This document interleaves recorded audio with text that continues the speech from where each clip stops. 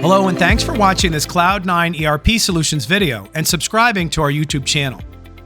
In this video, we're going to talk about the brand new AI Assistant.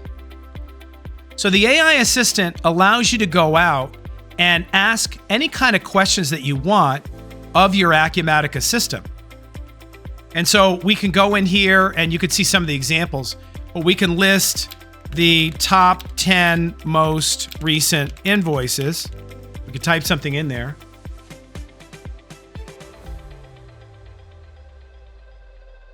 So here's the 10 most recent open invoices.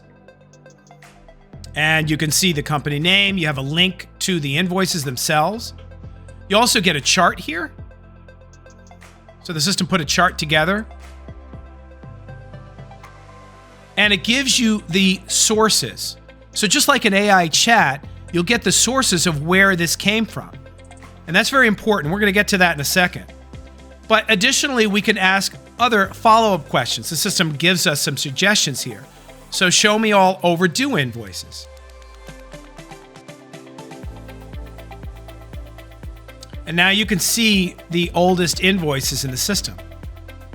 Now, additionally, because this is a consecutive chat that we're having with the AI assistant, we can ask it follow-up questions.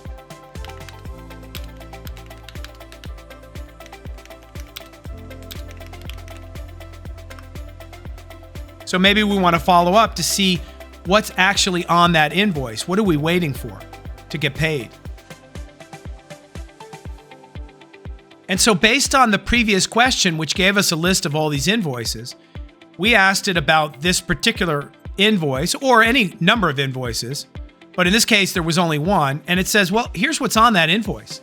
And it gives us a listing and all your detail is right here. And additionally, we have all the links. So we can look at the actual invoice. We can look at the original sales order, which has got this date. Before I continue, only 15% of you are subscribed. Hit that subscribe button now to get notified about new videos and events. Thank you for your support. And so once again, it's given us the source of where this information has come from. And so that brings us to the next part of this video. How does the information get reflected through the AI assistant? Maybe there's some information I want to show and some information I don't. So, and that all comes back down to the generic inquiry. So there's a new preference in the generic inquiry that allows us to make available the data that is part of that inquiry. So if we go into generic inquiries,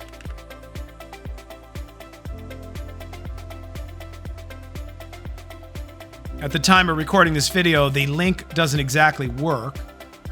But if we go into generic inquiries and we go and look at our sales profitability analysis, you can see under interface options, we can decide to expose this to the AI assistant. Additionally, we can also add an AI description for it, so it knows how to phrase this particular data set.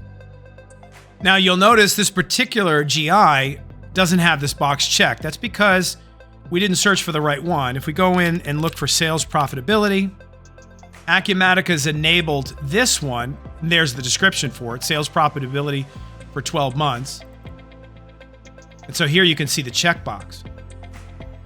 Now, if we go over to the AI description of this GI, you can see it gives us a description, and this is something you can edit. So it shows all the lines that have been sold.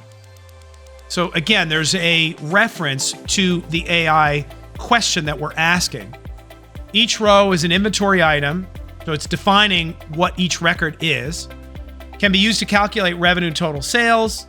So once again, it's showing the value of this generic inquiry so that when we ask the question, the AI assistant knows to look at this one in particular and how to assemble the data and how to treat it or display it to us. So let's say we wanted to add something new. So let's go to Bill of Materials. This is our manufacturing bill of materials. This is essentially the recipe for making items. And so over here, we'll go in and we'll edit the generic inquiry. We'll look at it again. This generic inquiry essentially gives us a listing of all the items.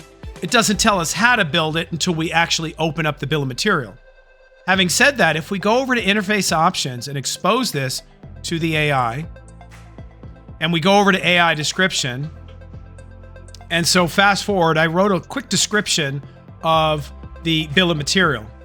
So this provides a list of recipes for making or manufacturing products for our customers.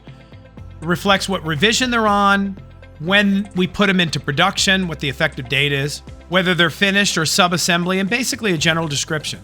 So we'll hit the save button on this. Now, additionally, we go to the results grid and we give a description for the AI assistant to know what all these different columns are. So when we're going back, we go back to the bill of materials, you can see all of the column headings have full captions, captions that we understand. But inside the generic inquiry, we just don't have each of these fields described. Now, we don't need to describe all of them. The bill of material ID isn't necessary. That data is there. But we do need the inventory description. So let's add some descriptions. Like, for example, the inventory item and the bill of material description is typically the same, but it also could be the recipe description. This is the item category. This is the start date.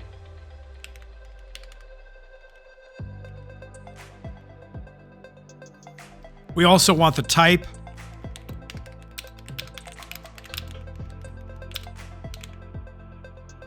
And lastly, maybe the status. So we'll save that.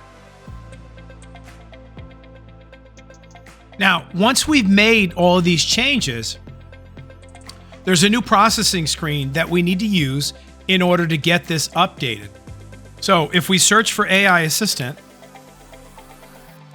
this is the processing screen we need to go to. So we'll go to that screen. And you can see all the different generic inquiries. They're all up to date.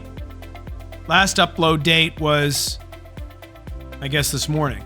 It must run every day. So if we check this box here and process, and then we go back to our main screen and our AI assistant.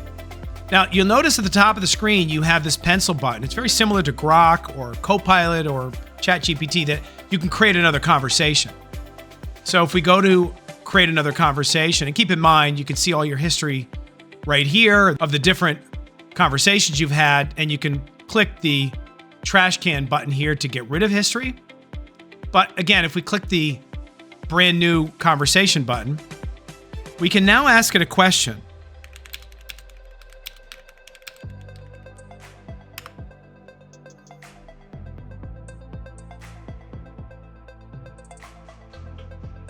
And so there you go. It's found a couple of bill of materials for creating seats.